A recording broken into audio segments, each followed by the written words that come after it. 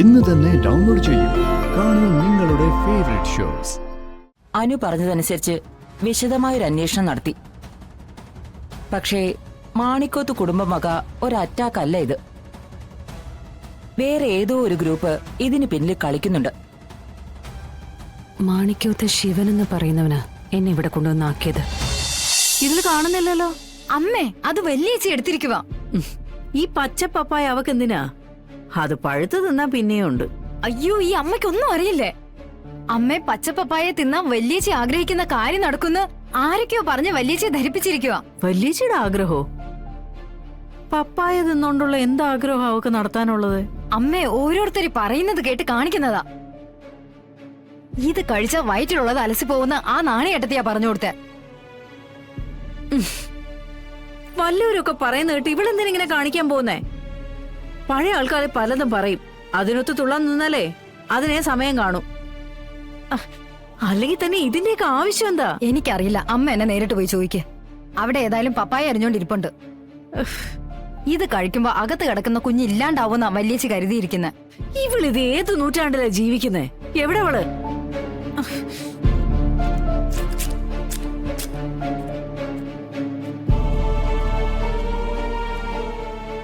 എന്താടി നീ കാണിക്കുന്നേ?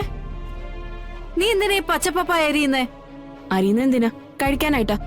നിന്നോട് ആരാ പറഞ്ഞേ ഇത് കഴിച്ച വയറ്റിനകത്ത് കിടക്കുന്ന കൊച്ചു ചാവൂന്ന്? എനിക്ക് ഈ കൊച്ചിനെ വേണ്ട. അതുകൊണ്ട് ഇത് ജനിക്കാതിരിക്കാനുള്ള പണികളൊക്കെ ഞാൻ നോക്കും. എങ്കിൽ ഇതിനെ ജനിപ്പിക്കാൻ പറ്റുമെന്ന് ഞാനൊന്ന് നോക്കട്ടെ. അമ്മേ വേണ്ട, ഇങ്ങ തന്നെ. ആരെങ്കിലും എന്തെങ്കിലുമൊക്കെ പറഞ്ഞെന്ന് വെച്ച് പരീക്ഷണം നടത്തിയാലൊന്നും ആ കുഞ്ഞിനൊന്നും സംഭവിക്കില്ല.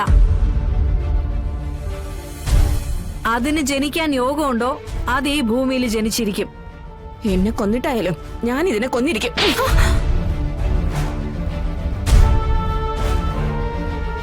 ഇനി മേലിൽ നിന്റെ വായിന്ന് ഇങ്ങനെ ഒരു വർത്താനം വന്നോണ്ടല്ലോ. എടി, അഹങ്കാരവും വിവരമില്ലായ്മയാണ് നിന്റെ ഇപ്പോഴത്തെ പ്രശ്നം. നീ ഇപ്പൊ അഹങ്കാരത്തോടെ കൊല്ലാൻ നടക്കുന്ന കുഞ്ഞുണ്ടല്ലോ, ചിലപ്പോ ഇതായിരിക്കും എടി നിന്റെ അവസാന സമയത്ത് നിനക്കിത്തിരി വെള്ളം തരാനുണ്ടാവുക. കുഞ്ഞുങ്ങളെന്ന് പറഞ്ഞ ദൈവത്തിന്റെ മാലാഖമാരാ. ഈശ്വരന്റെ അനുഗ്രഹം ആവോളം കിട്ടിയിരിക്കുന്നവര്. അവര് ജീവിക്കും. നിന്റെ മുന്നിൽ നിനക്ക് ചോദ്യചിഹ്നമായിട്ട് തന്നെ ജീവിക്കും. അപ്പൊ നിന്റെ അവസ്ഥ എന്താന്ന് അറിയണ്ടേ? നീ കൊല്ലാൻ നോക്കിയ കുഞ്ഞിനെ നോക്കി ജീവിതകാലം മുഴുവൻ കരഞ്ഞ് ജീവിക്കേണ്ടി വരും.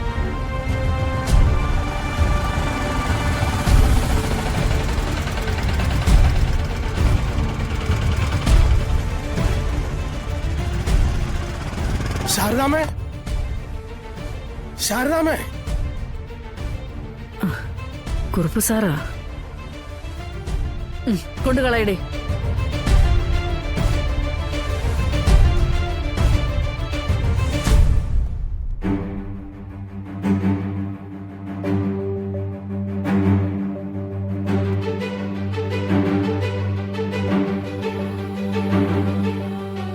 എന്താ സാറേ? കാര്യങ്ങളൊന്നും അറിഞ്ഞില്ല എന്ന് തോന്നുന്നു. എന്താ സാറേ, എന്തെങ്കിലും പ്രശ്നമുണ്ടോ? നമ്മുടെ ശാലിനിക്ക് പരുത്തിക്കുന്ന് കോളനിയിൽ വെച്ച് വെടിയേറ്റു. ആ മാണിക്കോത്ത് മഹേന്ദ്രന്റെ മകൻ ശിവനുമായിട്ട് കോളനി ഒഴിപ്പിക്കുന്നതിന്റെ പേരിൽ വാക്കു തർക്കമായി.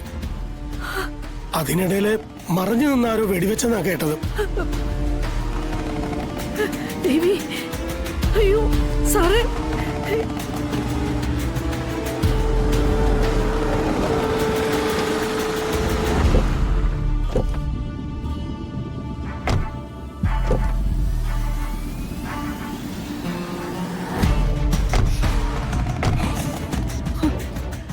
ശാലിനി അകത്തുണ്ട് മാഡം. രാഘവട്ട, പെട്ടെന്ന് വാ.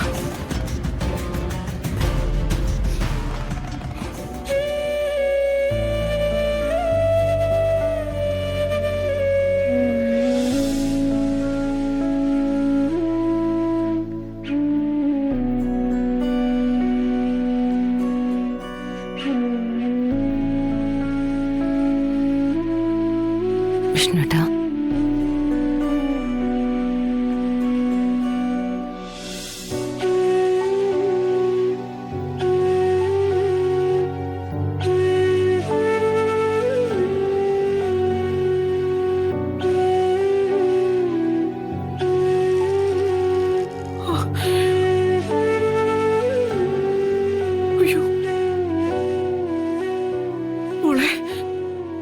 ഇപ്പോ മാറ്റിയതേ ഉള്ളൂ.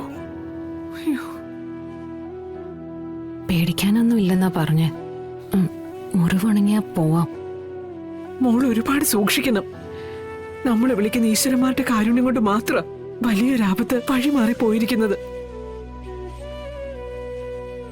ഇതൊരല്പം മാറിയെ കൊണ്ടിരുന്നെങ്കിൽ ജീവൻ തിരിച്ചു കിട്ടുമായിരുന്നോ? ജോലിയുടെ ഭാഗമാ. നമ്മൾ ചെയ്യേണ്ടത് നമ്മൾ തന്നെ ചെയ്യുകയും വേണം. അതൊക്കെ ശരി തന്നെ. പക്ഷേ നമ്മള് നോക്കണ്ടേ മോളെ? ഈ രീതിയിൽ ഒരു അറ്റാക്ക് ഉണ്ടാവുമെന്ന് നമ്മൾ പ്രതീക്ഷിക്കുന്നില്ലല്ലോ അച്ഛാ.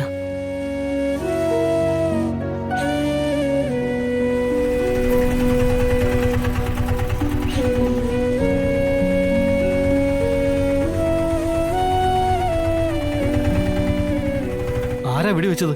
അവനെ കിട്ടിയിരുന്നോ? ഇല്ലെന്നാ അറിഞ്ഞേ. ആൾക്കൂട്ടത്തിന്റെ ഇടയിൽ നിന്നും ശാലിനിയെ മാത്രം ലക്ഷ്യം വെച്ചിട്ടുള്ള അറ്റാക്ക് ആയിരുന്നല്ലോ.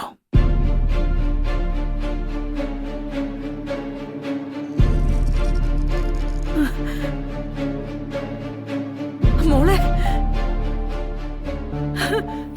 മോളെ ശാലിനി, അമ്മ പേടിക്കണ്ട, കുഴപ്പമൊന്നുമില്ല. നീ അങ്ങനെയല്ലേ പറയൂ. അറിഞ്ഞ ഉടനെ നിന്ന നിപ്പിലിങ്ങി ഓടിപ്പോന്നതാ. ഇവിടെ എത്തി നിന്നെ കാണുന്നത് വരെ ഈശ്വരന്മാരെ വിളിച്ച് നിലത്തിറക്കിന്ന് തന്നെ പറയാം.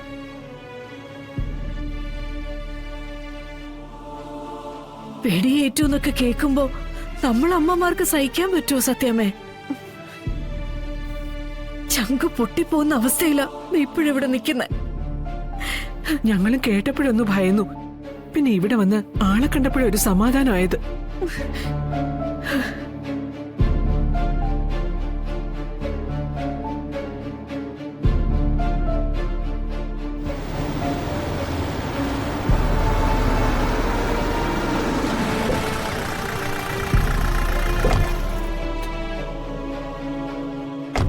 ഞാൻ വിളിക്കാം, പിന്നെ വിളിക്കാം.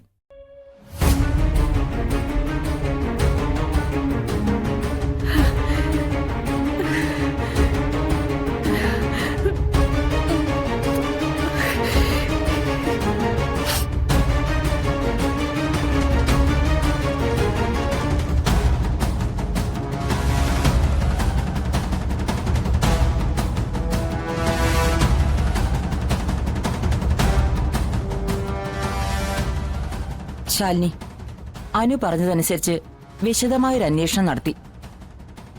പക്ഷേ മാണിക്കോത്ത് കുടുംബം വക ഒരു അറ്റാക്ക് അല്ല ഇത്. വേറെ ഏതോ ഒരു ഗ്രൂപ്പ് ഇതിന് പിന്നിൽ കളിക്കുന്നുണ്ട്. മാണിക്കോത്ത് ശിവൻ എന്ന് പറയുന്നവനാ എന്നെ ഇവിടെ കൊണ്ടുവന്നാക്കിയത്.